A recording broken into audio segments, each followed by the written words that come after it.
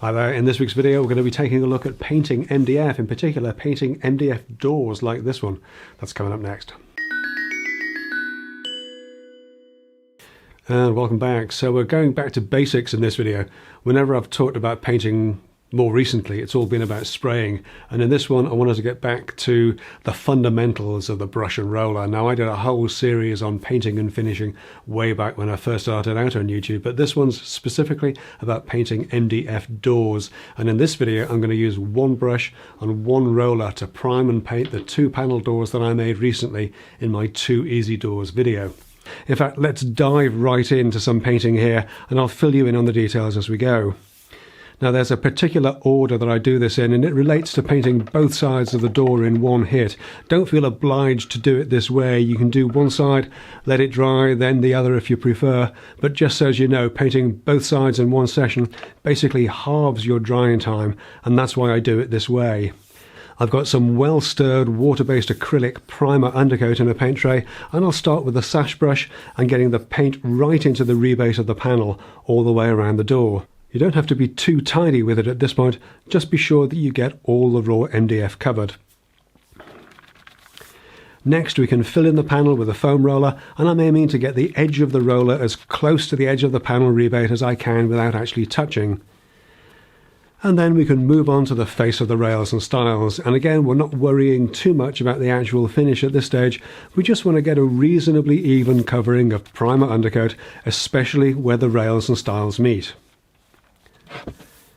Because we haven't painted the edges yet, it's easy to move the door around, and next I'm standing it up on end so I can paint the other side of the door in exactly the same way. Sash brush around the panel first, then fill in the panel with the roller,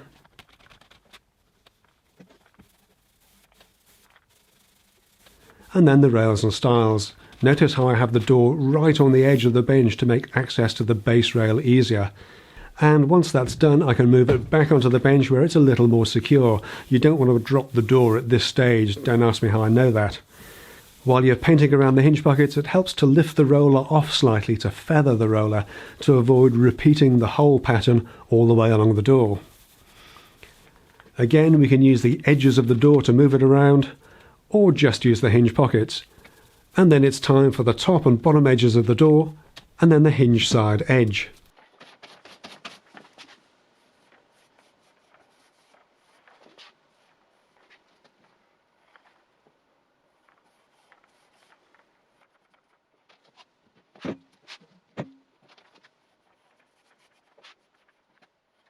And once done, we can use the hinge pockets to carry it over to the drying rack and start in on the second door.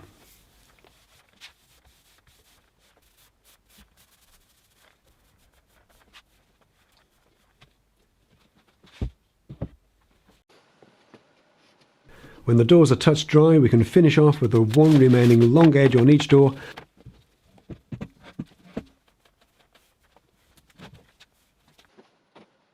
and set them aside so they're slightly off the bench, and while they dry fully, let's have a quick chat about what it is we're doing here. Now, I mentioned earlier that these are doors from my recent 2 easy doors video. One of these is a proper panel door, a shaker style door if you like, and the other is a mock panel or faker shaker as they're sometimes called. I've already drilled these out for hinges, as it's always a good idea to do that before painting, and I've sanded both of these with a random orbital sander with a P120 abrasive. On the mock panel door, I've also edge banded 2 of the edges with a paintable tape, just to see if it makes any real difference to the final painted finish that you can achieve with a simple foam roller.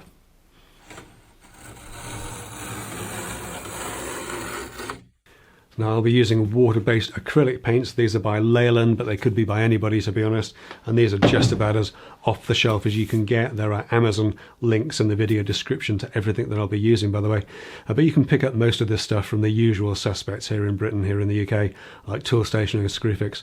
Many other DIY sheds or local outlets will stock these brands. Now, to apply the primer undercoat and eggshell topcoat, I'll be using a small synthetic bristle brush like this one. This is called a sash brush, to be honest, Almost any small brush will do, but I do like these because they can get right into the corner of the panel rebate. But whatever you have will probably be fine, and whatever works for you is whatever works best, of course. I'm also going to be using a 4-inch high-density foam roller, and I do prefer these ones with a concave ends.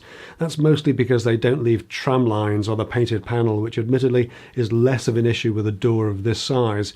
But if you're going to buy a pack of rollers, you may as well get these. They do cost a little bit more, but not outrageously so, and they do make it easier to get a nice clean finish on a flat panel. We're also going to need some abrasives. I like having these hand sanding pads made from an old sander backing pad because they're easy to keep flat on the face and edges of the door. Plus you get to use abrasives that you already have for your sander. I'd also recommend making up a little block of something, this happens to be MDF, with some abrasive stuck to 2 edges with double-sided tape. And when you do that, try and end the edge of the abrasive just ever so slightly back from the edge of the MDF, so that when the block is flat on its face, that abrasive edge doesn't quite touch the surface. You'll see why that's important later on. There's been an awful lot said and written and made into YouTube videos about painting MDF, especially painting MDF edges. And even today I still get questions about this, about what my technique is for painting edges. Look, there's nothing special about this. You don't need any special techniques or magic potions, but you do need to start with good quality materials. I only use MR MDF, or moisture resistant MDF. That's not MDF Pro, it's not MDF Premium, it's not Superior MDF. I don't doubt that these brand names are what they say they are, but what I recommend and what I use is moisture resistant, or MR MDF, from a known brand that can supply me with a spec sheet. If the company can't get themselves together enough to get a specification sheet for their product, then what's the actual product itself likely to be like? MR MDF is recognisable by this green tinge, by the way. Sometimes it's all the way through and sometimes it's just the core. It depends on the thickness of the material and the individual manufacturer.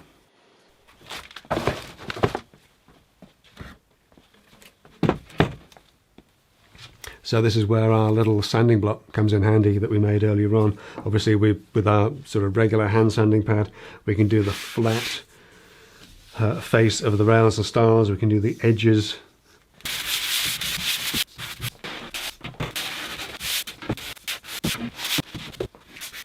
All right, we can even do the panel in the center here, and with a slightly different sort of shape on, we can get into the corners. What we can't readily do is get to these sort of edges of the rebate around the panel. So this is where our little hand sanding block is really useful, because we can get that flat against the panel, because the sandpaper doesn't come all the way down to the edge. It doesn't cause any sort of damage to the paintwork on the panel itself, and we can get that firmly in and butted up against the edges and just denib those edges really easily. It only takes 2 seconds to do, and you can get all the way into the corners with it, so well worth doing. So I'm going to do that on this one, get the other one done, and then we can go around the edges again with another little tickle of primer undercoat just on these outer cut edges.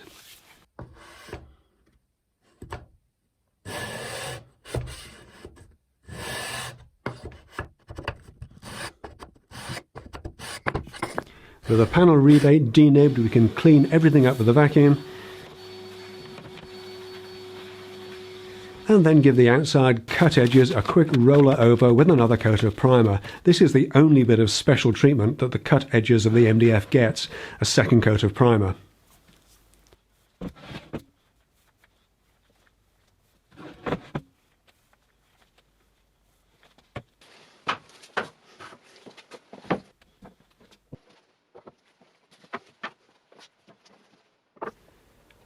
Once they're completely dry, these edges can be quickly denibbed again, and then it's time for some top coat. I'm using water-based acrylic in an eggshell finish, and using exactly the same process as before. I start with a sash brush on the panel rebate, this time working a little more carefully to try and get a good layer of paint right into the edge of the rails and stiles, and working all the way around the door.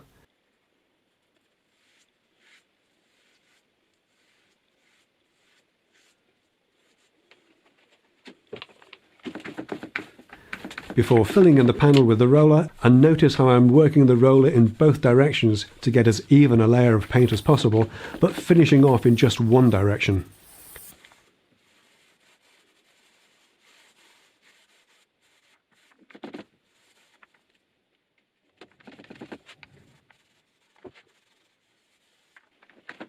Rails and stiles next, and as before I'm smoothing out the joins where the rails and stiles meet, as painting from different directions like this always causes some tiny tram lines to appear.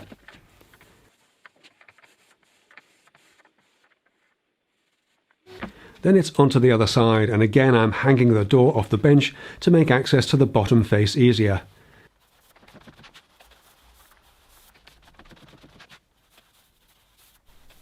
Then working my way up the door to the top, again moving the door around easily to finish off the edges.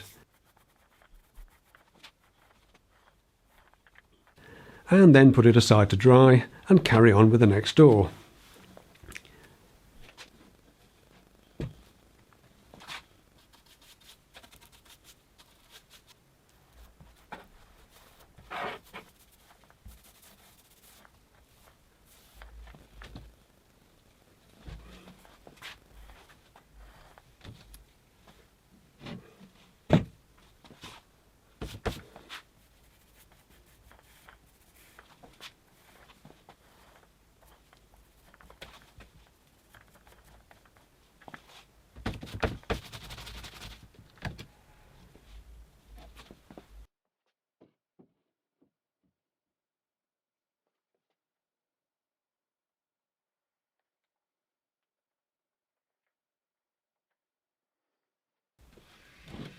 Again, once touch dry, we can carefully, as the paint is still very soft, move the doors back to the bench to paint the last edges, again keeping them off the bench top as they dry fully.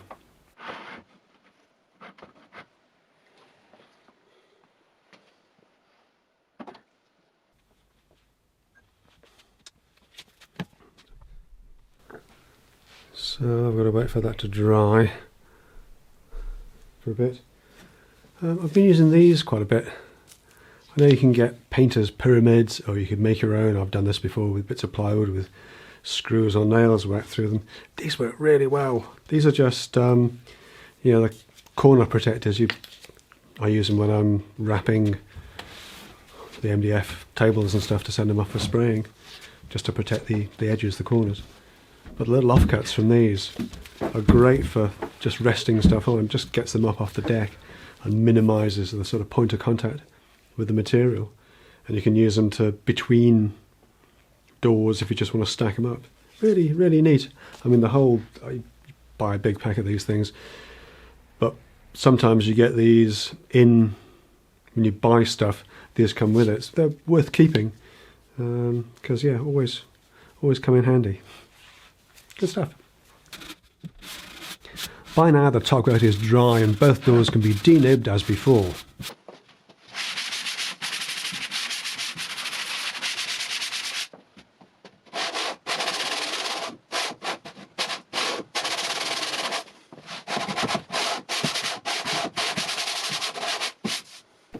Okay, so first coat done and denibbed. Second coat about to go on. You can see it's far from a perfect finish. This is why you have to build up several layers of paint. Obviously the primer undercoat does exactly what it's supposed to do, soaks into the wood mostly and primes the wood ready to take the top coat. And we've had one coat of top coat on, we'll get another one on, and there'll be at least one more. I usually do 3 for the first time, painted doors afresh like this, sometimes 4, depending on lots of things, how many coats of primer it's had, which paint I'm using, all that sort of stuff. So I would typically do at least 3 with this, and maybe 4, but we'll get the second one on now, then that can be drying. We'll come back to this when it's dry, denib again, and then get the third one on and see how that looks.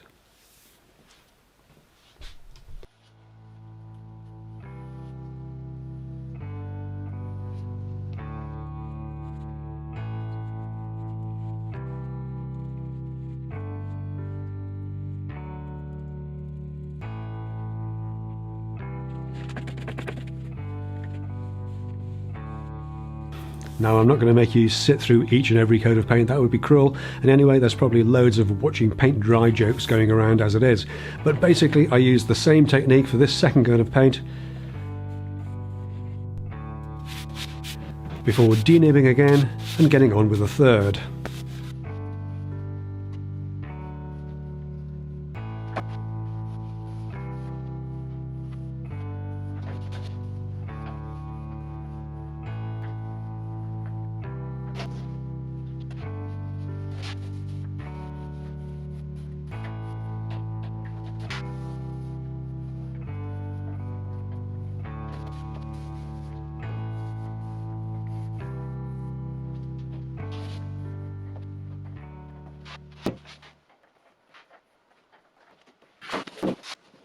And once that's dry, you end up with a door just like this one.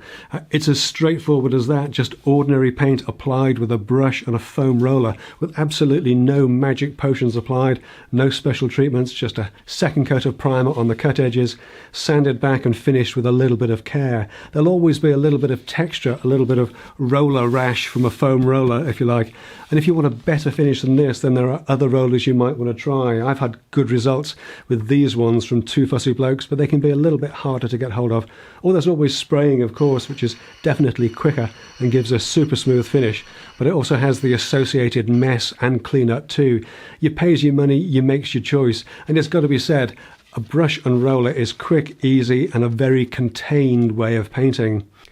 Now, if you remember back at the start, I edge banded this mock panel door on two edges with paintable tape. I've got to be honest, I know one long edge was opposite the hinge side, so this one, but the other one I'm struggling to see the difference with, to be honest. So I guess if you have an edge bander all set up and ready to go, then it's absolutely worth doing.